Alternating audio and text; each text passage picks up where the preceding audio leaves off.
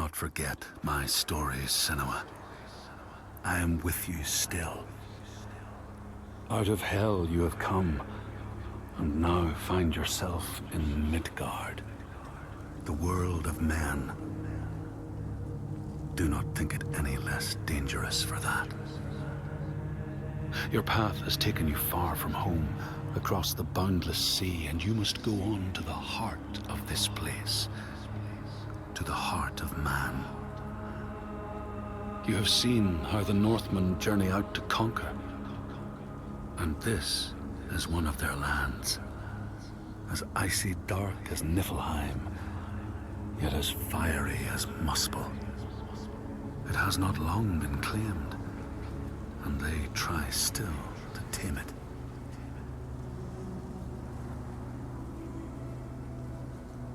The Skald's verse speaks of a man called Grettir the Strong. A strange and bloody life he led.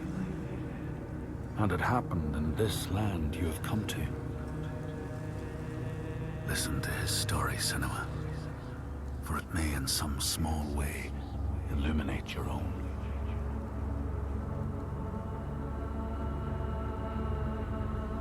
The Skalds say that in Grettir's time, a nearby farm was plagued by hauntings. A shepherd called Glamour was killed by some evil force, found dead in the snow, bloated and black. His body could not be taken to burial, because he was held fast to the ground. So it was left. 3 days after his death, the body was missing.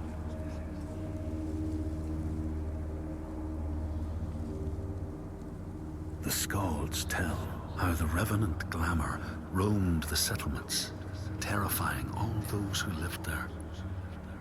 Each one he killed, in turn, rose to walk beside him. Thus, evil begets evil. But the man Grettir was proud and overbearing, and thought the Droiger no match for his strength.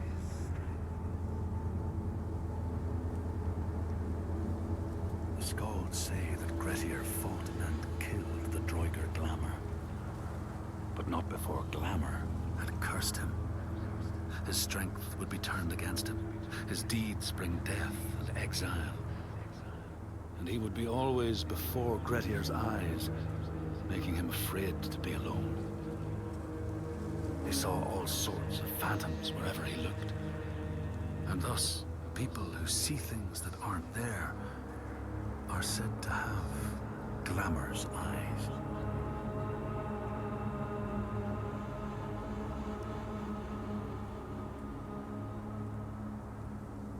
The Skalds tell how in the time of Grettir's kinsman Thorgrim, there was a terrible famine.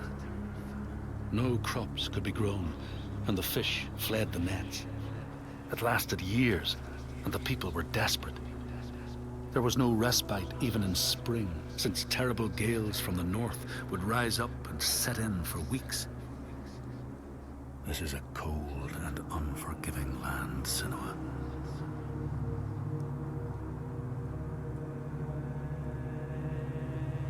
In the time of famine, at the place known as Rifskar, Thorgrim found a huge finback whale, beached and dead.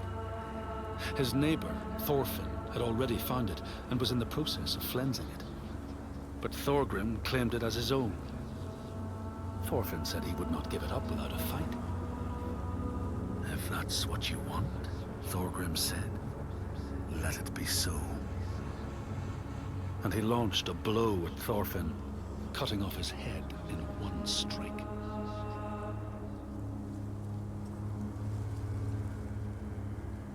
The Skalds say that the neighbors fought, armed only with the knives and axes they had brought to cut up the whale, even picking out the whale ribs to beat down their enemies. Thorgrim's men had loaded their boats with whale meat, but as they went to leave, one of their opponents struck Thorgrim's brother a fatal blow. And this is how hunger fates desperate men to come to blows, striking out against one another to survive.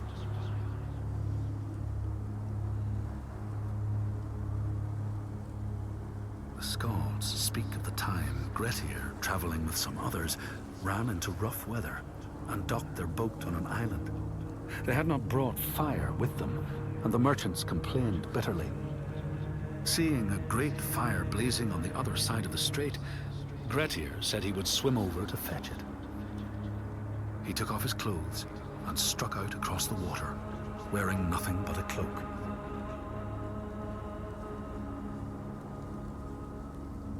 When Grettir came to the farm where the fire was burning, all was peaceful. By the time he reached them, his cloak was frozen stiff, and he looked like nothing more than some huge troll. The frightened farmhands struck out at him with the first things to hand, the burning logs from the fire. Grettir fought them off and got the fire he sought. But the sparks from the logs spread fire all over the house, and nobody survived the blaze.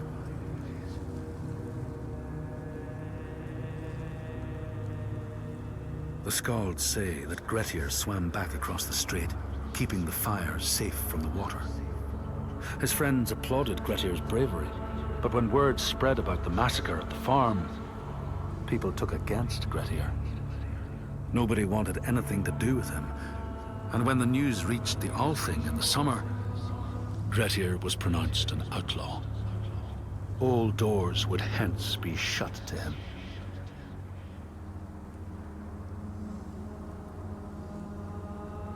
The Skalds speak of how Grettir, now an outlaw, took rest on the island of Haramsoy with a man called Audun. Grettir saw a great yellow glow like a fire rising from the ground. Audun told him it was coming from the burial mound of Kar the Old, who ever since he died had haunted the island, and warned him to stay away.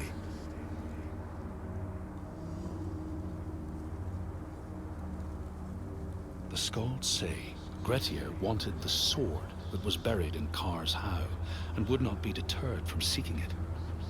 He broke the mound open and started digging until he reached the timber props. By this time it was night. Audun warned him again not to continue, but Grettir threw down a rope and went inside the mound. No light penetrated it, and it reeked of death.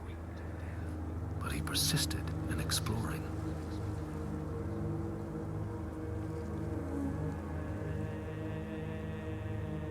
Grettir found the sword he was seeking, Kar's loom, buried in the grave mound.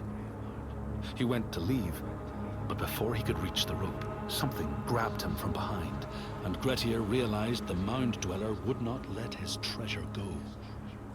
The two fought ferociously until Grettir got the advantage and chopped off the revenant's head. But Kar's loom would prove his undoing, fated to be the sword that killed him.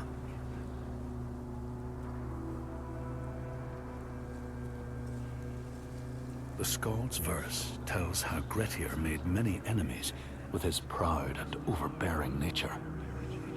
Always quick to anger, his strength and fighting prowess meant that even the most trivial of quarrels met a fatal end.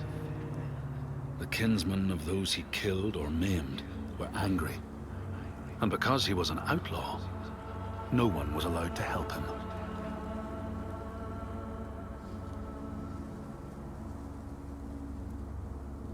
The outlaw Grettir fled to the island of Drangi. His enemies knew he was there, but he was still so strong and fierce, nobody could shift him. Thorbjorn, first among his foe, sent his foster mother to see Grettir.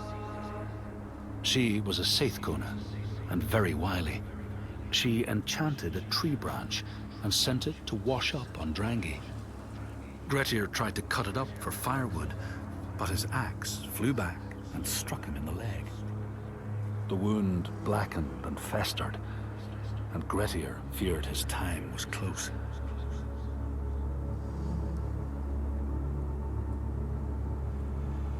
The Skalds say Grettir, wounded by Seidr, was now so weak it was possible for his enemies to defeat him. Under cover of night, Thorbjorn and his men attacked his shelter. They tried to disarm him, But he clung so firmly to his sword, Kar's loom, that they had to cut off his arm to get it free. Then they used his sword to cut off his head, and the land's mightiest outlaw was dead.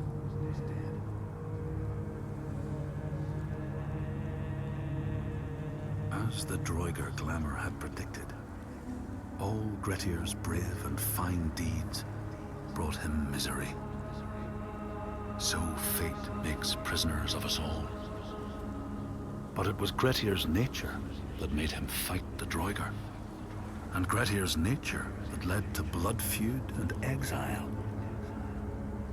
So what is truly our prison, Senua? Is our path ordained, and we powerless to change it? Or do we blame uncertain powers for what we ourselves ordain?